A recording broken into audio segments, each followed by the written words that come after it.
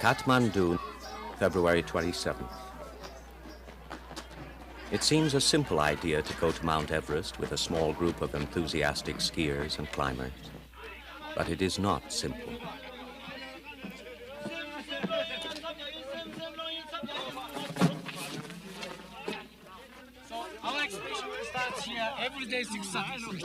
I wonder if I would have dared to think of this adventure if I had known how complex it would be. There are 27 tons of luggage. We will need 800 porters to carry it all. The ski team needs supporting mountaineers. There are scientific research teams, a film crew, photographers, and pressmen.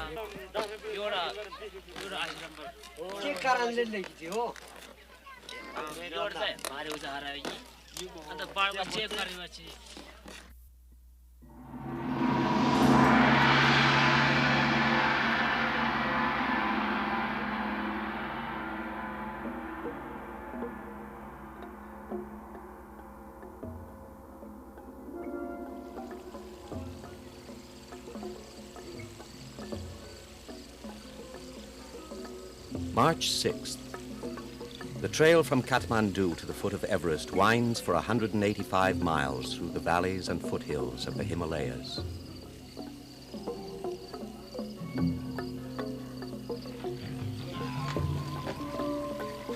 These Himalayan expeditions are possible only because of the barefooted tribesmen who were born to walk and walk to live. I feel their many spirits carry me along.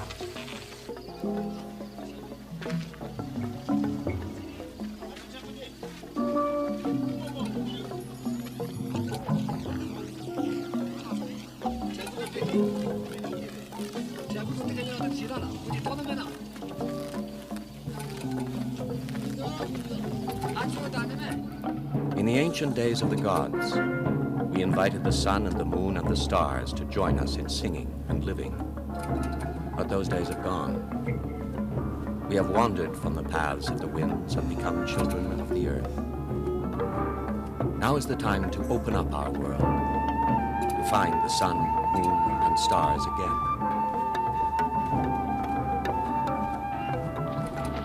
To men of the East, Mount Everest has been the mother goddess of the world, Chomolungma. To men of the West, the mountain has presented a challenge to reach the summit. I go as a pilgrim, inspired by the majesty of Chomolungma, to ski down the highest mountain in the world.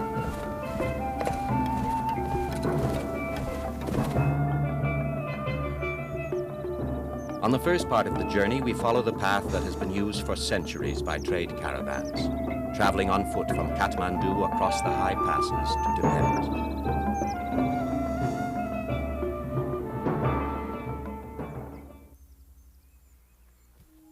There is nothing to do but walk and think. My mind floats from one incomplete memory to another. I think of my own son, Yuta. I wonder how he is. What would he think if he were old enough to understand the life of adventure I have chosen to escape from the labyrinth of the cities?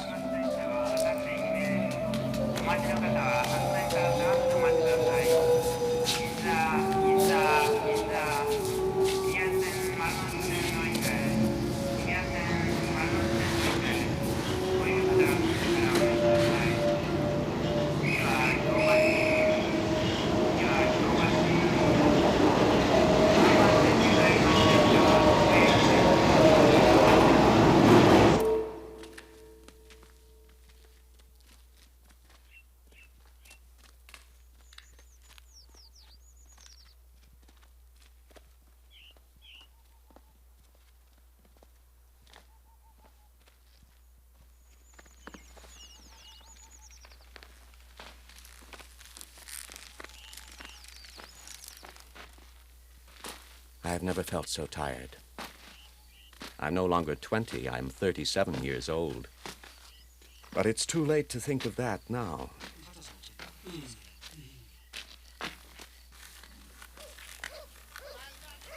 Each time I think we have left civilization behind, we come upon a village clinging to a hillside.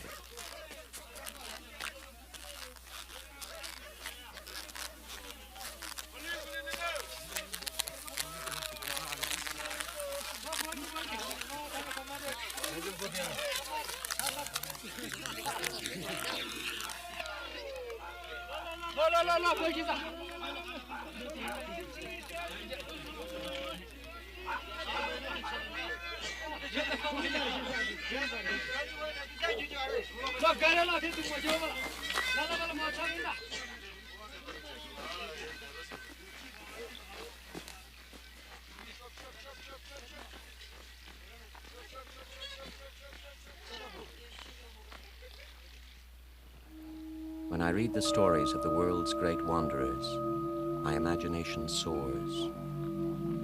Skiing is my doorway to adventure. I am Tom Sawyer in the snow, or the little prince in a mountain world.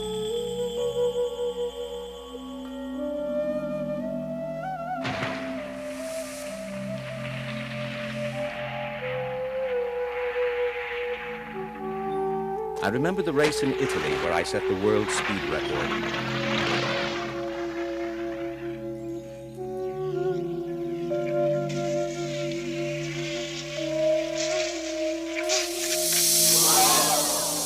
I took a bad fall near the end of the run. I got some bruises, but I was lucky. The Italian announcer seemed amazed that I had survived.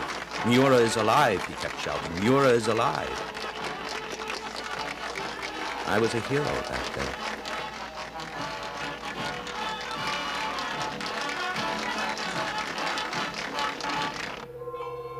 Then there was Fuji. It seemed a heroic idea to shush down the sacred mountain of Japan, an exploit that would capture the imagination of the world. But it was not so daring after all. It seems to me that greater than the satisfaction of winning in competition is the joy of forgetting yourself and becoming one with the mountains. I have traveled the world to ski, to soar with the winds, to laugh with the gods.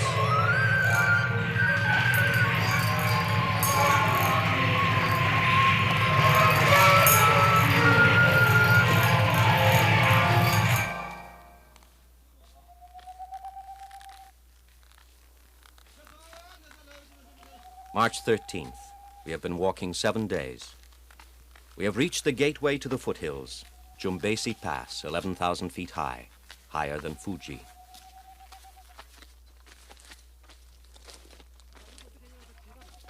At Jumbesi, we encounter snow for the first time.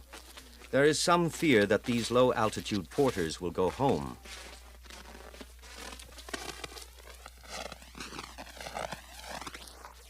Fortunately, on the other side of the ridge, there is little snow.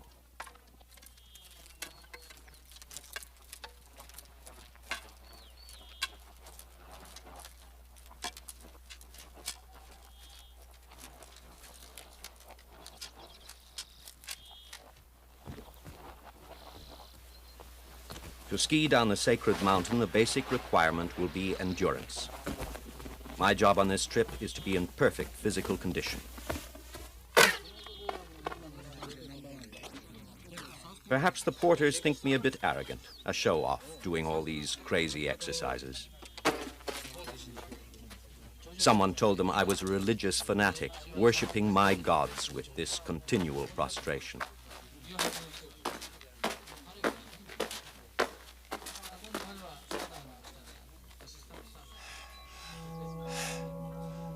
Perhaps they're right. It is a sort of ritual preparation for the meeting with the mountain. When I stood at the top of Fuji, I knew that the mountains set high the price of victory. Weakness of body or spirit brings defeat. The challenge of the peaks is the challenge of life itself, to struggle higher, forever higher.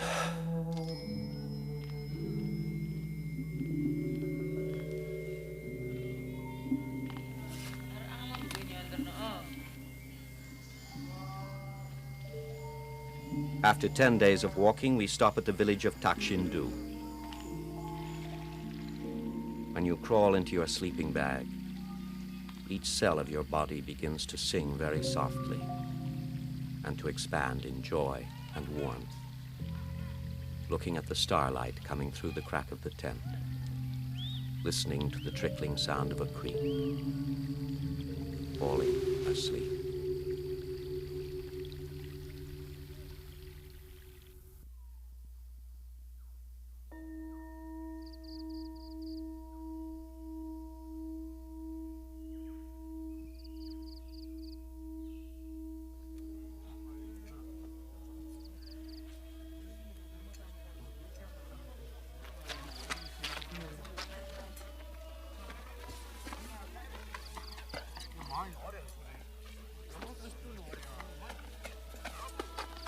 Each morning brings us closer to our great adventure.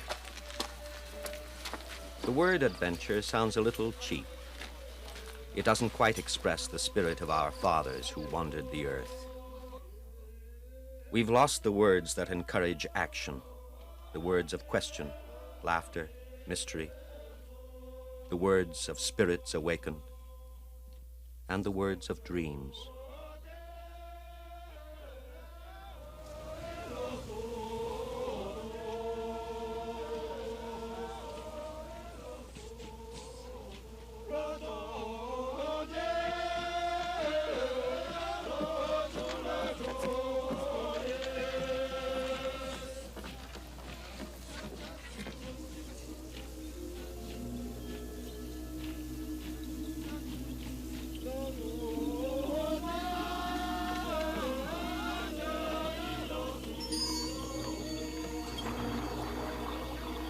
The streams we cross now are the melted snows of Everest itself.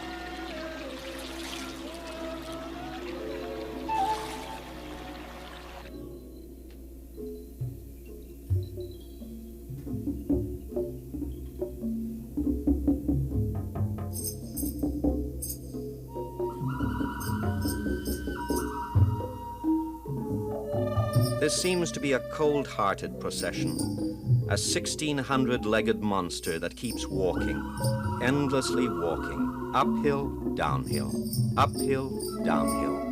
and repeat again.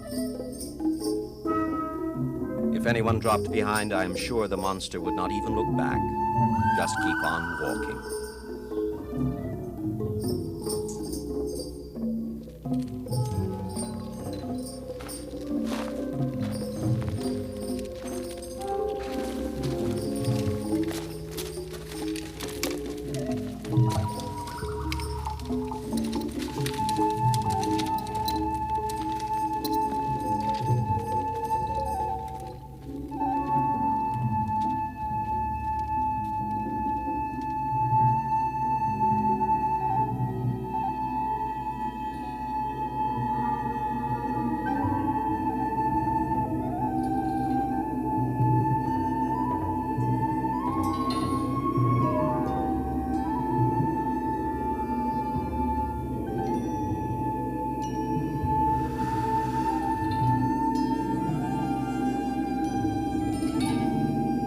Chomolungma, Mother Goddess of the world.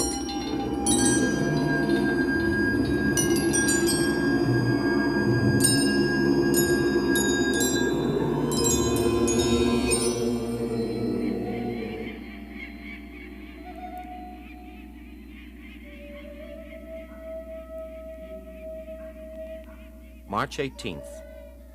On the 12th day, we reach Namche Bazaar, halfway to Everest. Here, the trade caravans branch off to Tibet.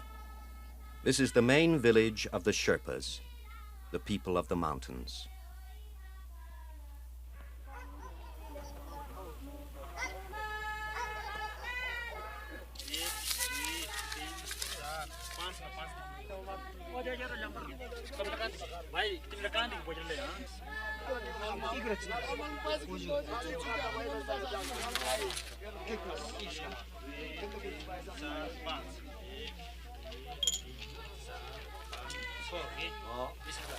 Our low-level porters are paid off at the rate of $1 a day.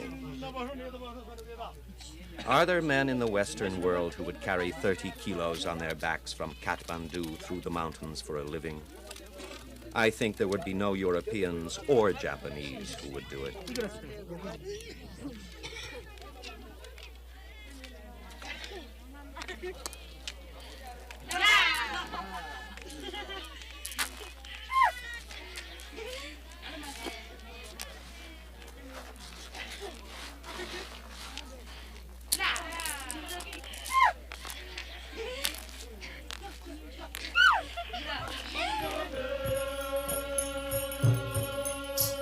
under the starlight, a dance begins.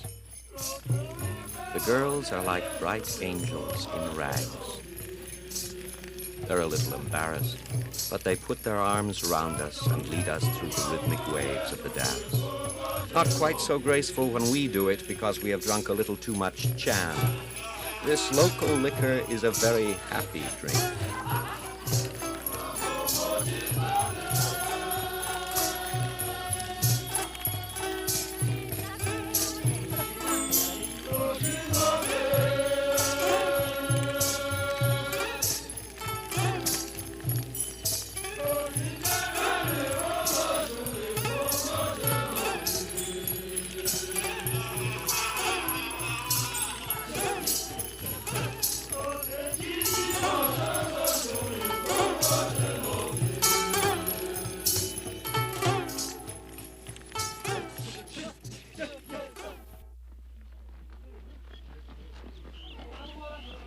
In the morning, we set out with about 400 Sherpas.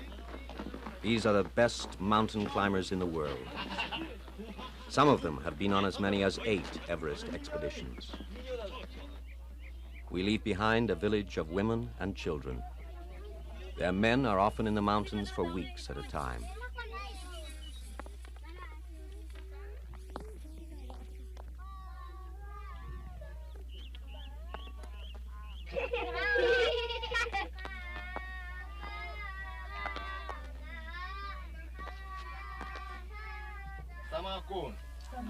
अब right angle भन्छ बुझ्यो acute angle यसमा 90 degree छ तर मानौ हामी यसमा 60 degree A B C acute angle I wonder what will be the future of these tribesmen who have lived here for centuries, almost independent of the rest of the world. I hope their land will remain unspoiled by the ways of life that we call progress.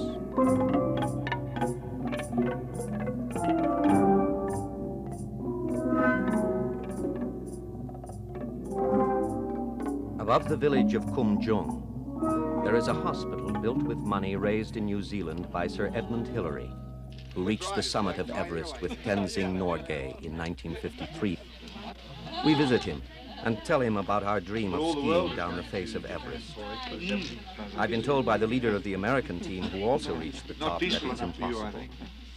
Hillary says if he were younger, he'd come with us himself. I only wish I could ski as well, and you will have to conserve your strength for the big effort. He says that challenge is what makes men. When men stop looking for challenges and meeting challenges, well, we human beings will be in a very bad way.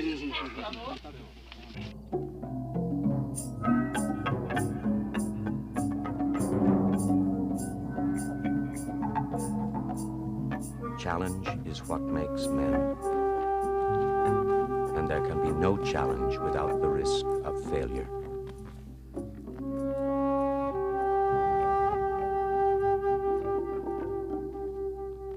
As I walk, I feel the earth in all its warmth and beauty. It may be the last time.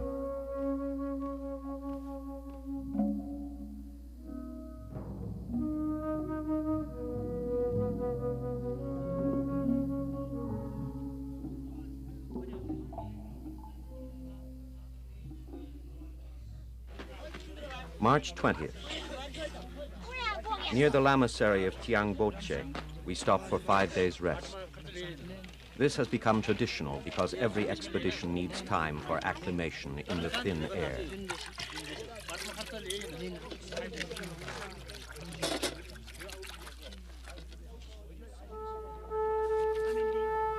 Time seems to pass without heeding. It may be a sense of euphoria from lack of oxygen or the beauty of the scenery, but there is no boredom.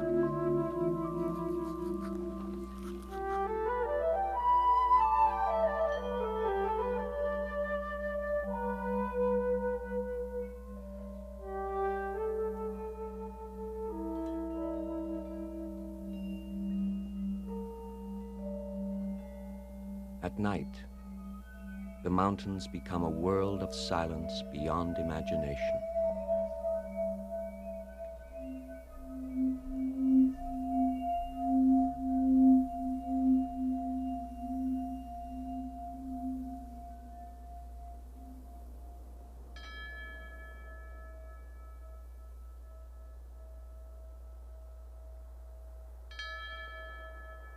I can see Ama Dablam.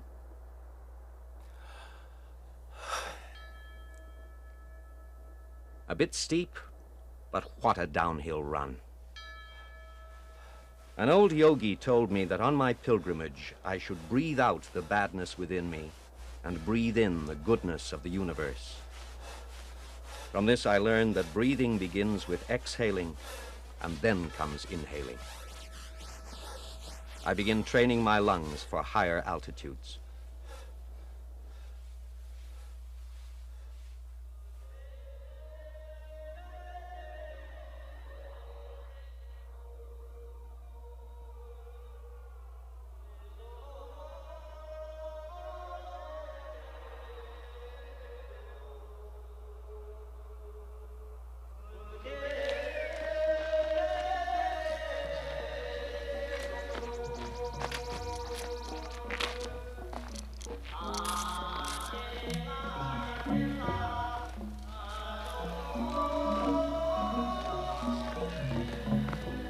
This valley seems endless.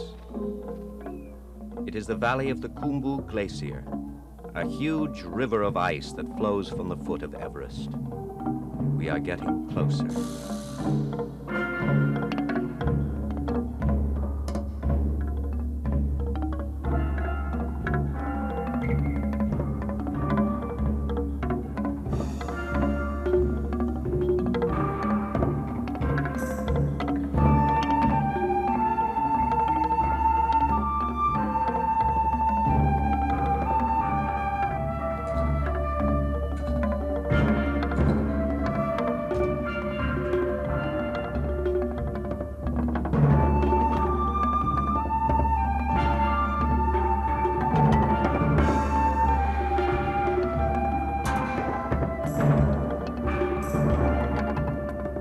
March 28th. We have traveled the 185 miles from Kathmandu in 22 days. It will take us 40 days to go the next 3 miles.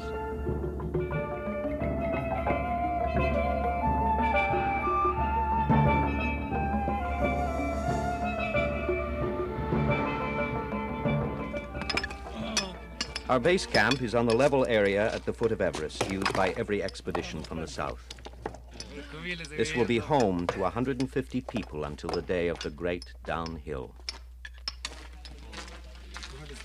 Tonko, who is in charge of the base camp, is like a magician. He can find anything you need.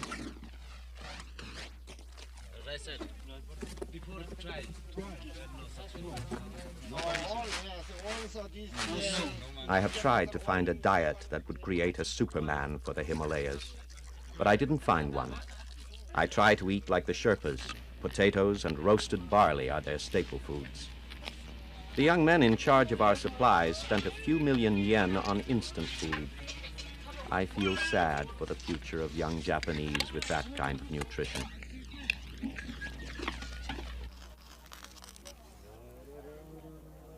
The medical research team and the other scientists set up their experiments. They use us as guinea pigs, too. Sometimes this looks like an Apollo moonshot. It is an adventure for machines. They record the action of our hearts and lungs, and no doubt they will pass on useful medical data to other machines all over the world. During the caravan, I was tired.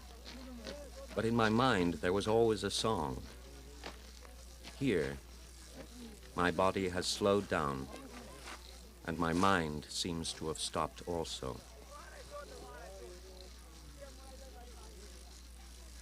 I've dreamed of skiing on the virgin snows of the Himalayas. It's almost like the beginning of love. You can do anything.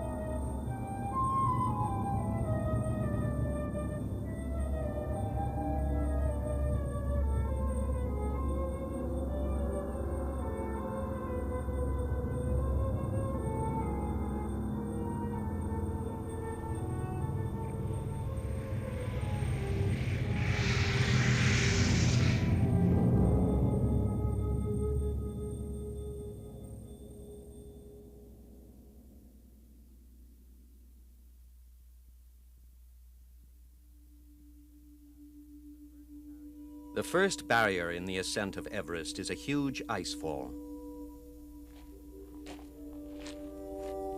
It looks like the tongue of some gigantic demon. More lives have been lost here than on Everest itself. It rises 1,600 feet, a world of dangerous, fragile beauty. A cascade of massive blocks of ice moving imperceptibly from the glacier above, pushed by the weight of centuries of the snows of Everest. Without warning, it can shift and break into an avalanche of millions of tons of ice. On the other side of this barrier lies the most challenging ski run in the world.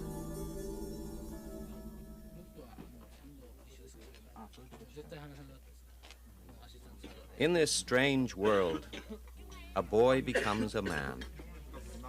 Little Elephant is 15. He has come with the expedition to learn the skills of the mountaineer handed down from father to son for countless generations. He learns from our books, too.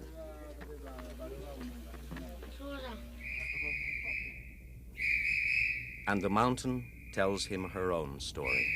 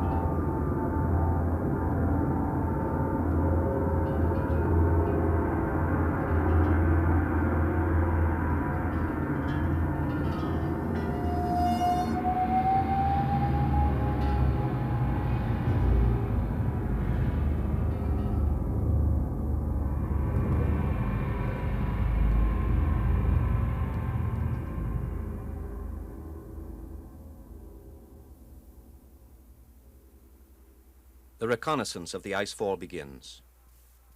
With member Dawanemi, okay? We have A group, Kato and Kidem Doje. B group, Yasushita Pembasunda. C group, Otaki and Nobu, who is supported by Dawanemi. So all Chopra have crampons and a boot. Check up today, okay? No booze, no smoke, with overshoes, okay? The most experienced Sherpa and Japanese mountaineers are chosen to find a safe passage through the icefall. It is very important that we move quickly, as we have heard that the monsoon will come early this year.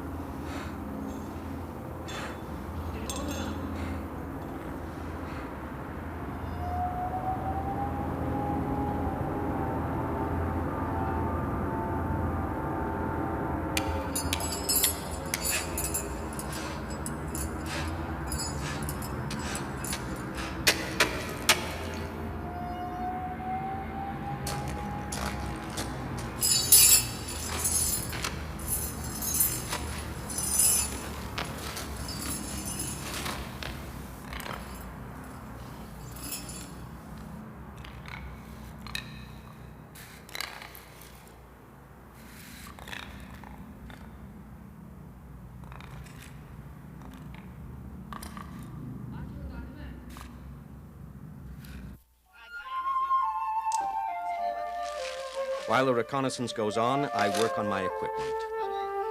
Like an old-fashioned soldier getting ready for battle, my life will depend on it. Every item that I will use higher up must be prepared and checked.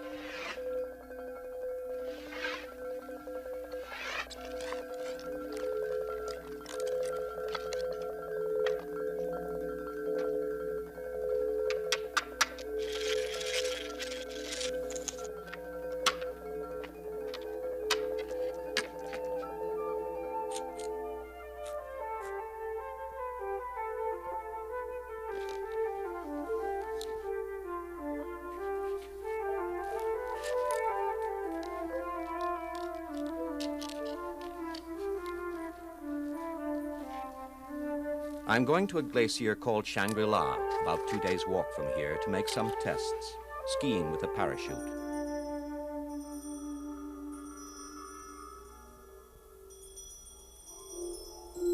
To mark the speed and direction of the wind, flares are attached to my boots and a videotape record is made. A parachute could break my speed on icy slopes, but if it is too large, the wind might catch it and pull me off course. I would like to use a parachute. It would add grace and beauty to the adventure, like an airy lotus blossom on the sacred mountain.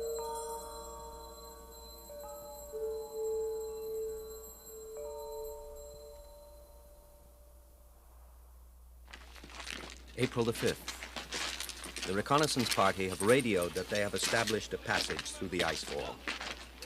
6 a.m. The mountaineers begin to move up the 2 tons of equipment and supplies we will need.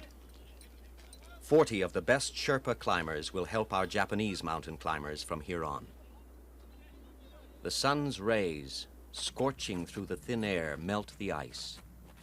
But at night, the temperature drops more than 100 degrees. The ice freezes and expands. Old bridges disappear and new crevices open. Each man carries about 65 pounds on his back.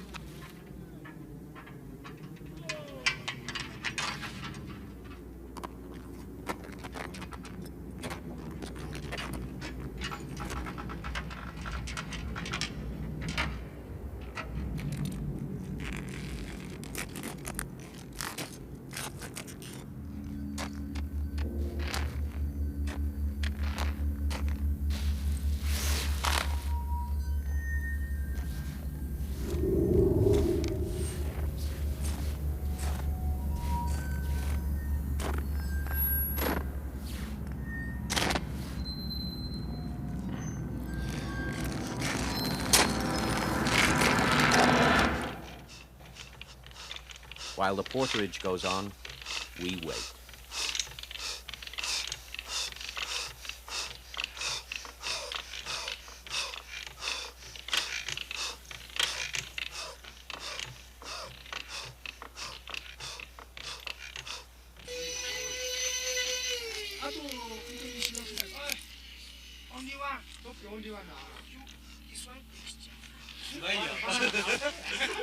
Cutting okay? Cutting okay?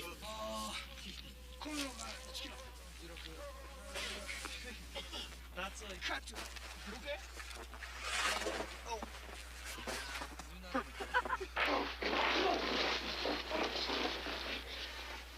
I guess this is the world's highest videotape audience. The Sherpas have never seen the Seven Samurai. And Little Elephant has never seen Bonanza.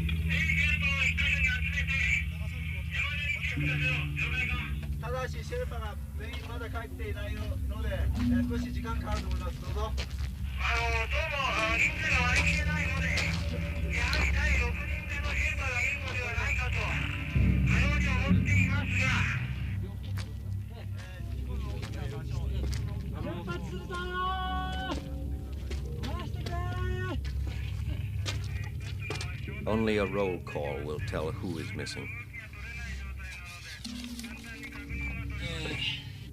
実は今日3度目の荷揚げを行ったわけですけど、全シェルパと隊員7名出まして荷揚げをしていた最中、検視によりますと即死で、現地に居合わせました、安久、大場、安間、藤瀬、加藤、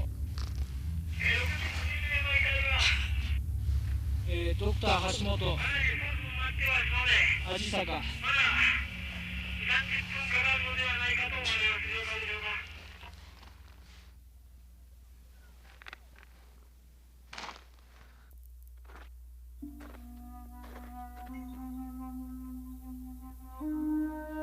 The icefall took 6 lives.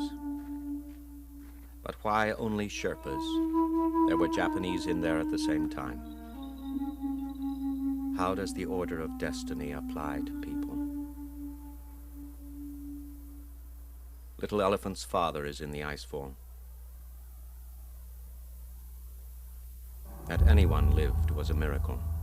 About 4 square miles of ice seemed to have suddenly fallen away, as though the roof of a giant cavern beneath had collapsed and the space was filled with tons of jagged ice.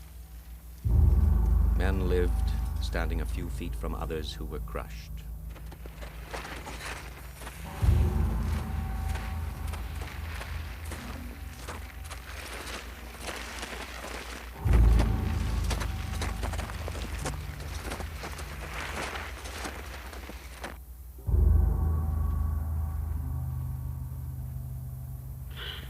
Your father was strong, though. Lima is coming back then.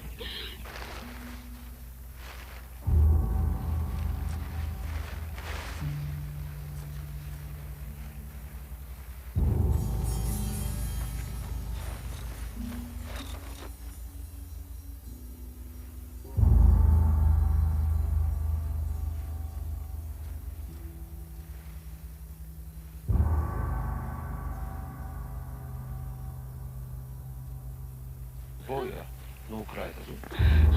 Okay. Just wait here then.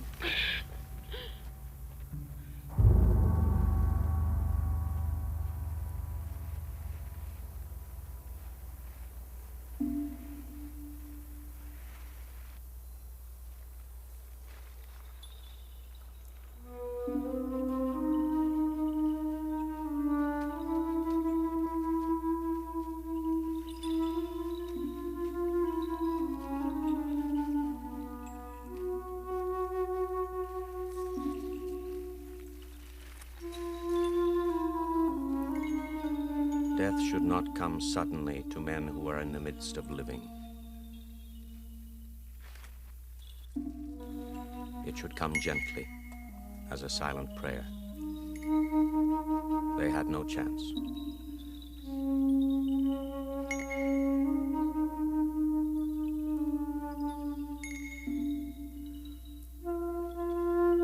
I feel a hopeless anger. My anger expands into a great nothingness, and sorrow comes like waves of the ocean into which you sink.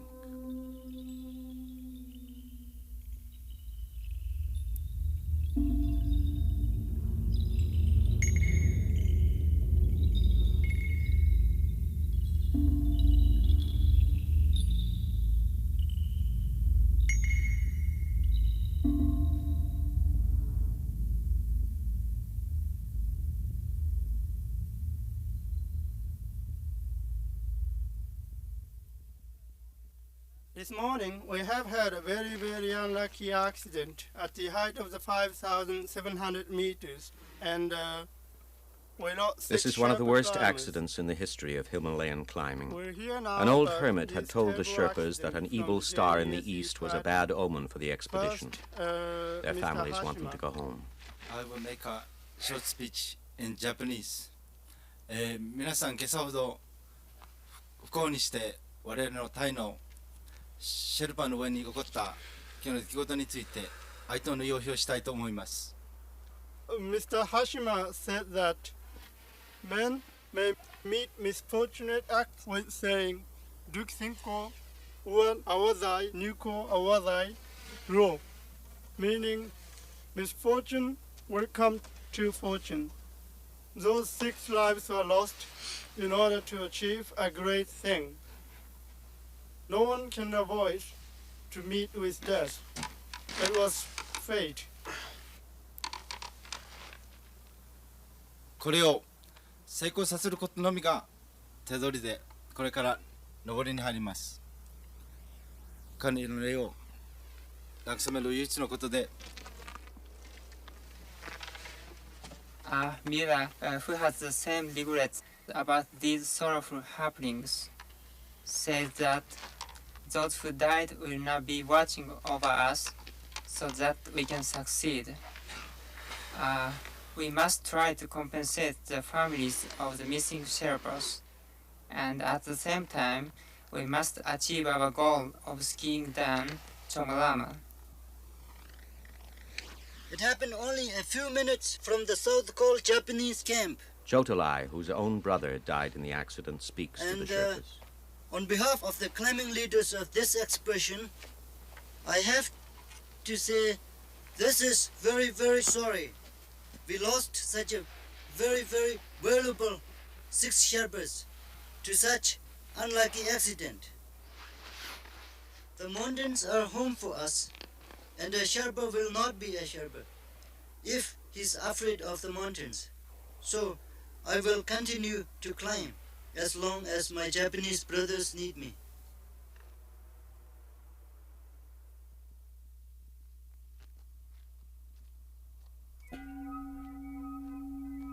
A shadow covers the expedition.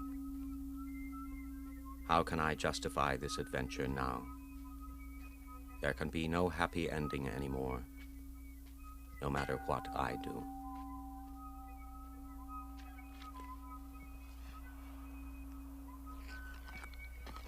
The Sherpas believe that the souls of men killed in accidents wander the world as ghosts. We must believe that out of sorrow will come the power to cross over into the light of life.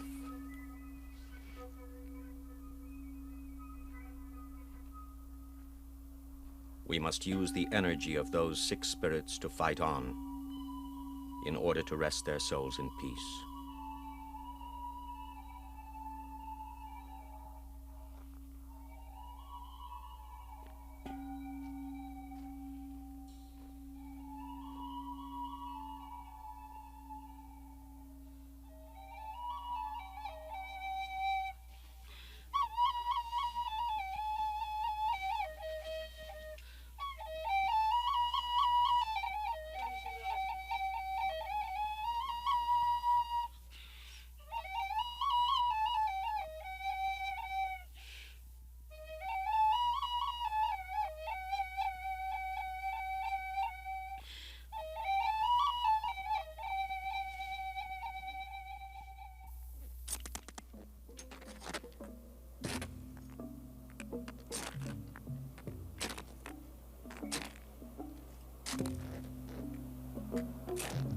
The downhill of the spirit is more painful than the uphill of the body.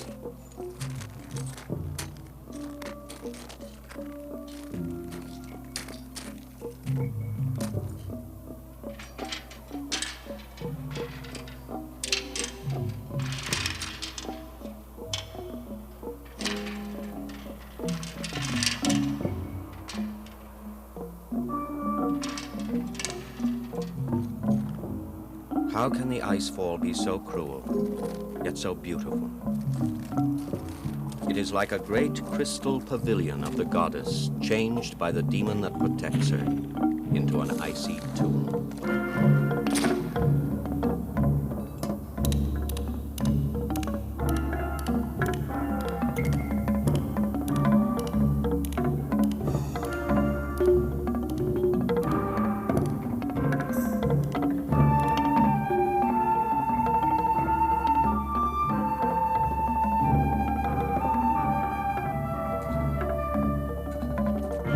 April the 16th. The icefall is behind us. We have reached the western Coombe, a sloping glacier basin a little more than 2 miles long.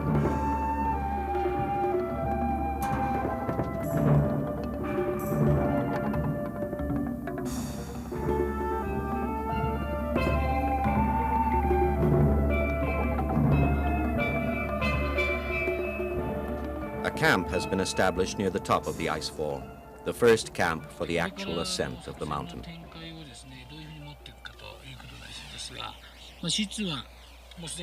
There will be 5 camps on the way up. Camp 2, the advanced base camp, will be near the top of the western Coombe.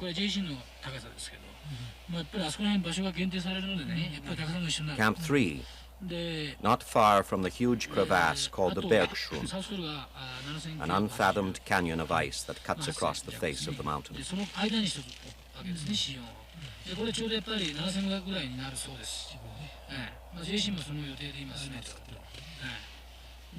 We'll have to look for a small ledge on the Lhotse face, where we can pitch the tents for Camp 4. At each camp we will stay a few days to get used to the height.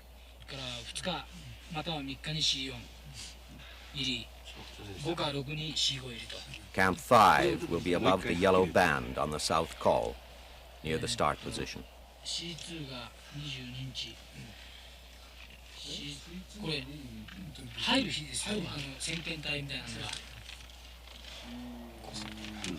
The downhill course on the icy wall should end above the Bergschrund.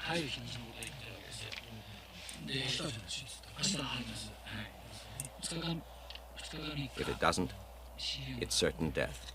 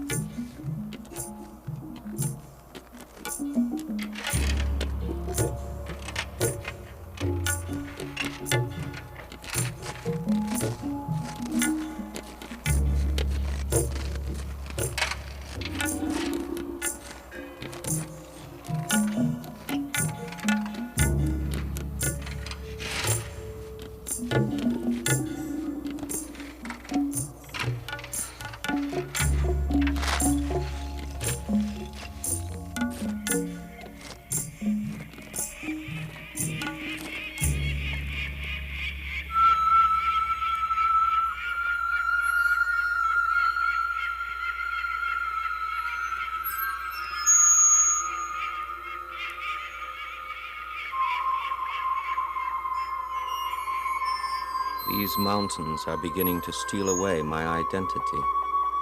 They decide how I feel, when I will be hot and when I will be cold, when I can eat and when I cannot eat. They let me breathe or they take my breath away. I can't tell where the mountains end and I begin. April the 24th. At Camp 2, above 18,000 feet, the advance party awaits our arrival.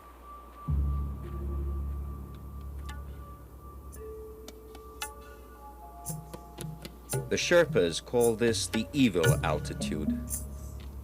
Every step seems to rob us of our breath. It is an effort to walk, to talk, even to think. It is almost too much of an effort to live. As we climbed, our bodies have been acclimatized. The chest cavities increase to take in more air. The red blood corpuscles multiply to absorb more of the available oxygen. But here, with less than half the oxygen at sea level, it is beyond human acclimation. Survival is a matter of sheer endurance. The brain requires 20 times more oxygen than the muscles for normal functioning. And at this altitude, it begins to deteriorate. Intellect and senses are dulled, and therefore one can be in danger without realizing it. A long stay would be fatal.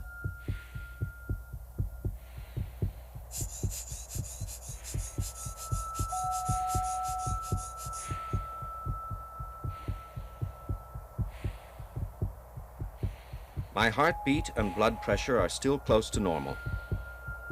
I wonder if I can ski at this height.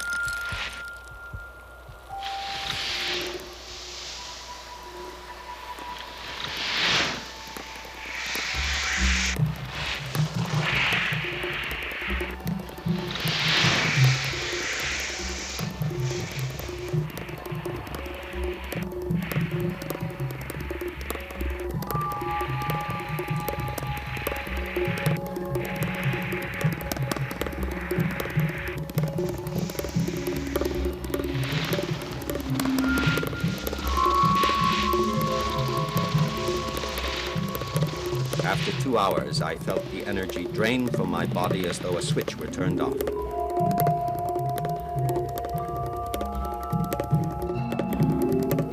On the last jump, I lost consciousness in midair.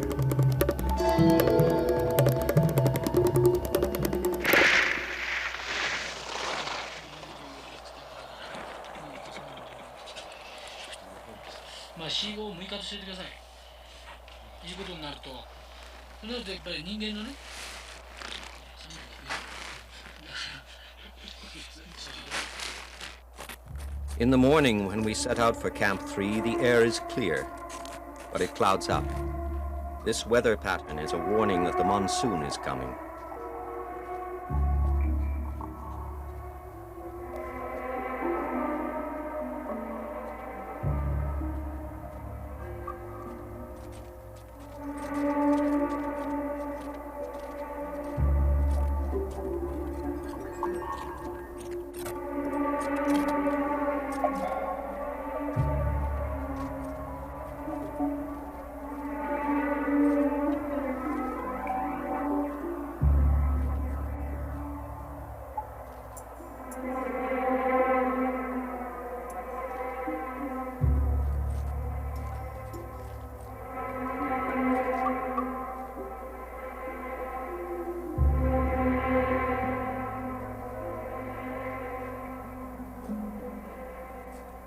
The ice wall of Mount Everest looks like poured silver falling into the western Coon. A cold, cruel beauty. We are face to face with the unknown reality. Is it true that I will ski down there in a few days' time? It is steep, an angle of 40 degrees, 45 in some places, an 8,000-foot wall of ice that doesn't even have a name. There are jutting rocks the size of a 4-story building, and at the bottom, the deep, dark void of ice that is the Bergschrund. This is not a world for human beings. At Camp 3, we watched the video recordings of our parachute tests. We must decide which chute to use. 2段目がねそれで今度引きずるのだからな。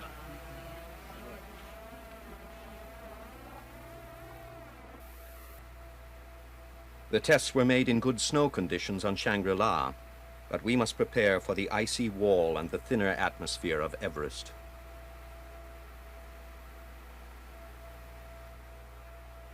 Yes. Yes. Not even the experts know how a parachute will behave in the thin air. Skydivers and astronauts open their chutes at much lower altitudes than this.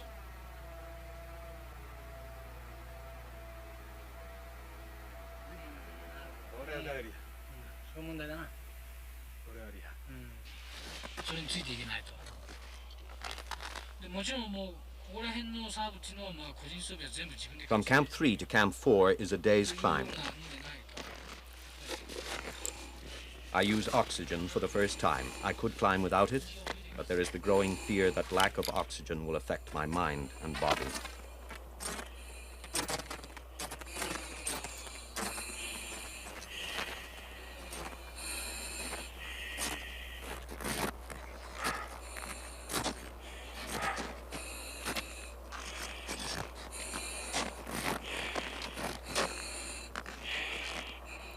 It is a vertical ascent of 3,000 feet. Clinging to this desperate ice wall, there is no room for any mistake. This is not a place that you can change danger into mere difficulty.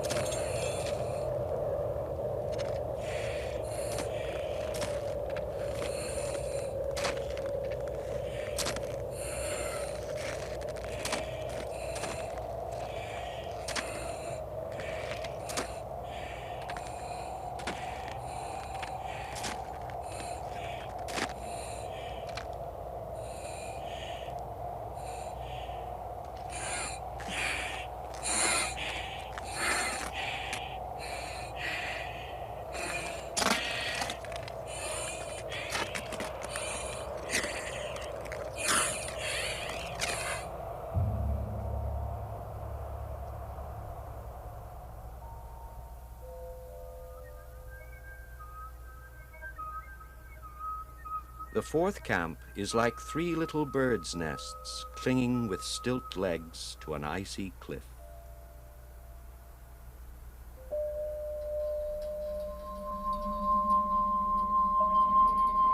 Meditation among these silent peaks empties all the pockets of my mind. As we go higher, only the most precious images remain.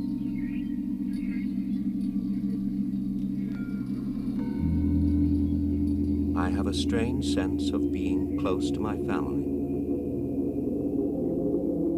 And yet I feel an almost mystical removal from the world. I think of the Greek myth of Icarus, who fastened wings to his back with wax to escape from a labyrinth where he was a prisoner. In the joy of flight, he soared closer and closer to the sun, challenging the gods.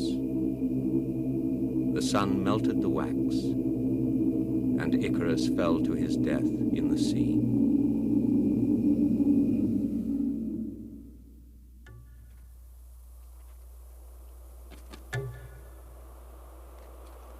May 5th.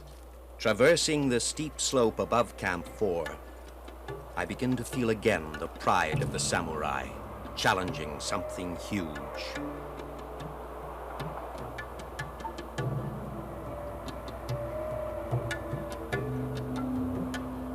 Our 27 tons of baggage at Kathmandu has diminished to less than half a ton. The caravan of 800 has dwindled to 7 men.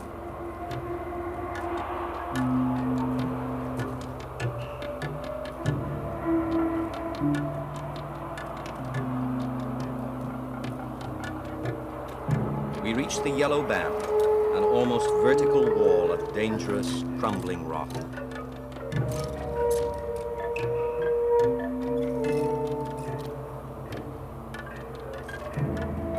I follow in the footsteps of the great mountaineers of the past.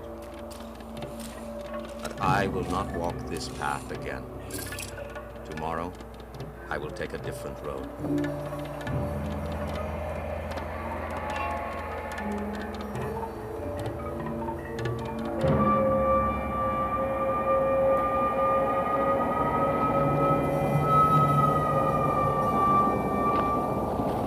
The South Call, at last. This is a very high place, over 26,000 feet.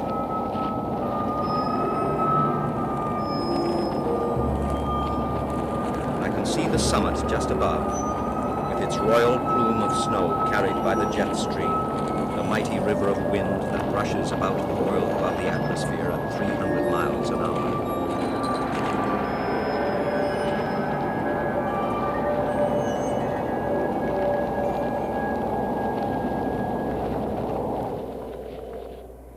This has been called the most desolate spot on Earth.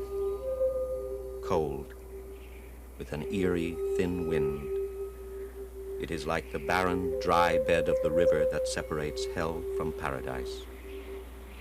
It was here that the Swiss turned back in 1952. Here Lambert sensed the odor of death. For me, it is the end of a pilgrimage. I have a strange feeling that I have been here before. Was it an earlier incarnation?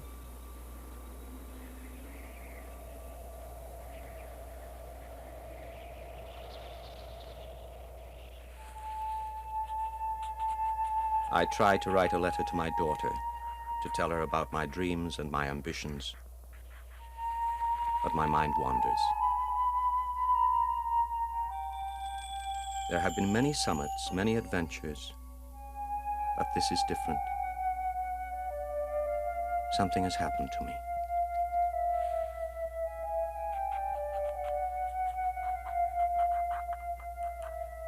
For the first time, I am afraid.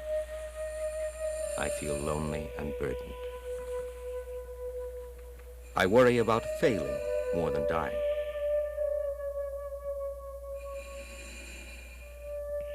I think of Icarus, who flew too close to the sun.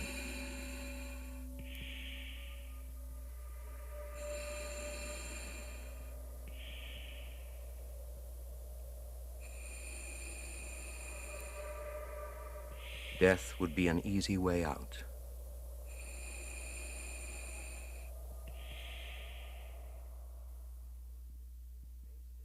May 6th, dawn breaks, clear and calm. Then, without warning, the wind rises. Its pattern is unpredictable.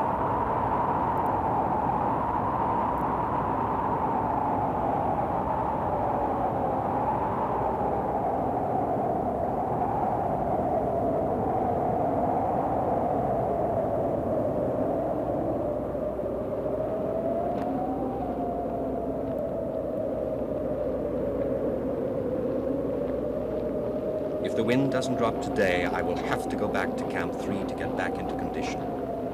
And it will take another week to bring up supplies. No one can help me any further. Only my skis will go with me to the end.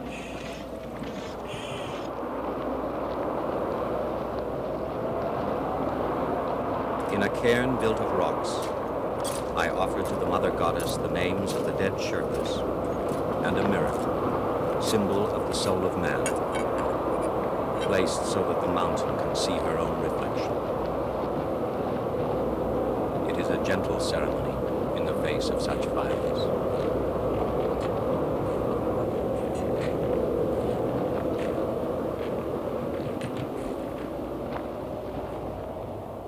Suddenly, the wind begins to abate.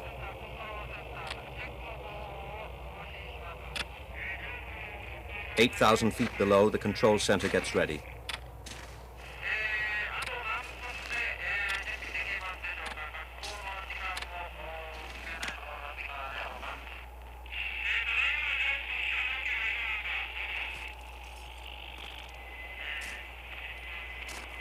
Each man of the rescue team takes his position.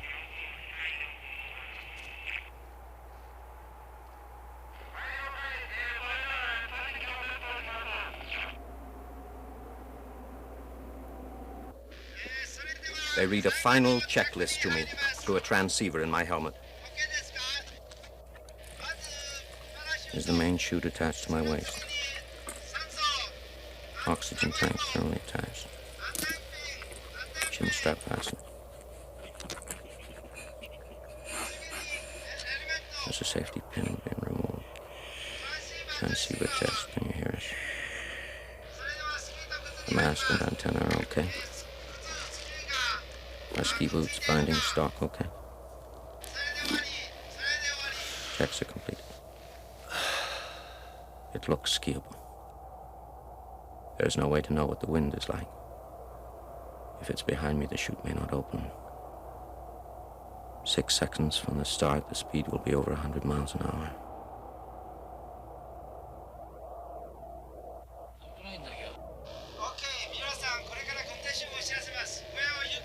White snow where rocks stick out. Mixed snow and ice down to small rocks. Below that, 90% ice. And the Bergschwund.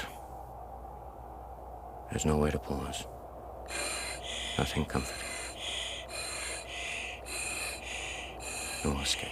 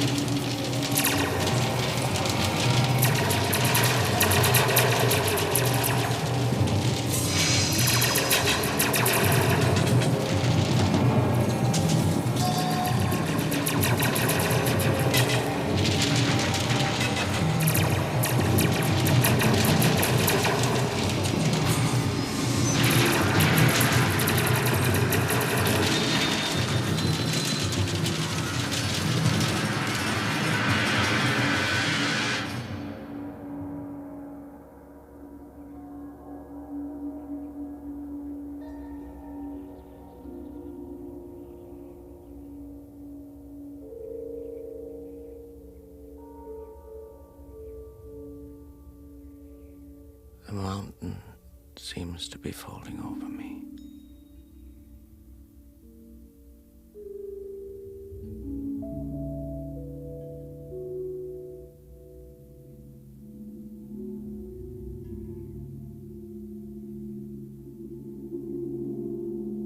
Can't hear the wind. No sound. White. Nothing. I wonder what it meant, being alive.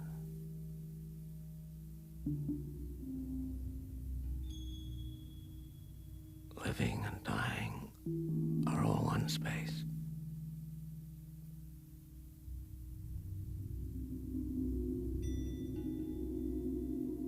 There was a place I was supposed to go. I don't know where it is, but I can go there now.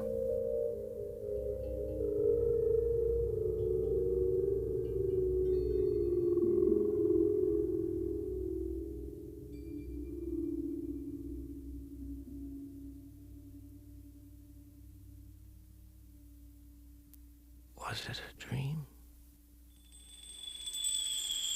A dream?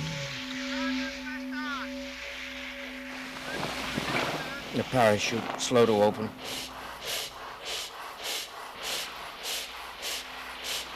No sound of wind. A world without sound. Try to break. Diagonal sidestep. Use the edges. Nothing worked.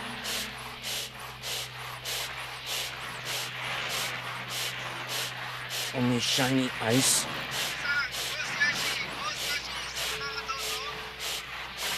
I'm falling into a world without air. But there was no fear. No fear, just nothing.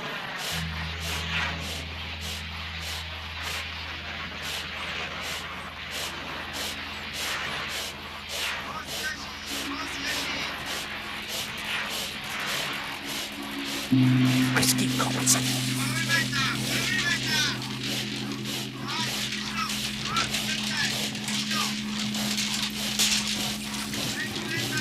I felt the ice on my back.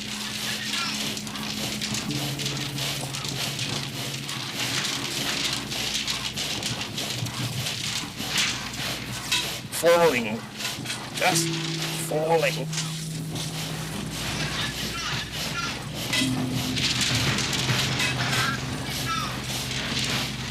The big rock.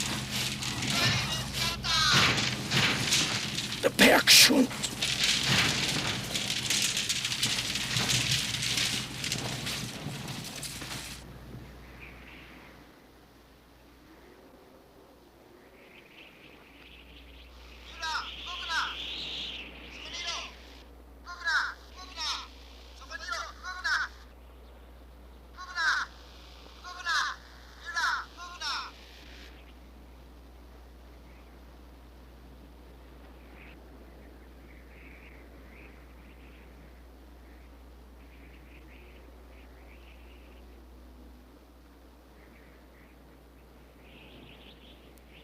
I am alive.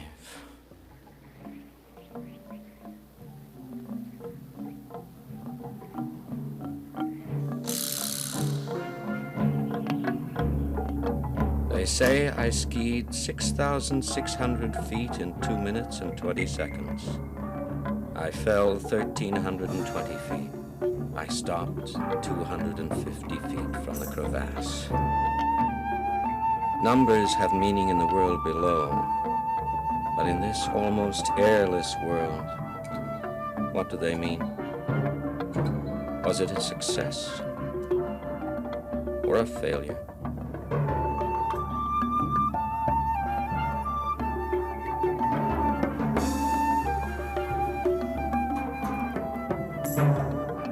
That I am alive must be the will of some higher power.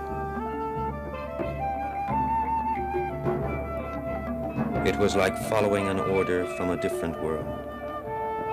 Not like being good or bad. Maybe it's love.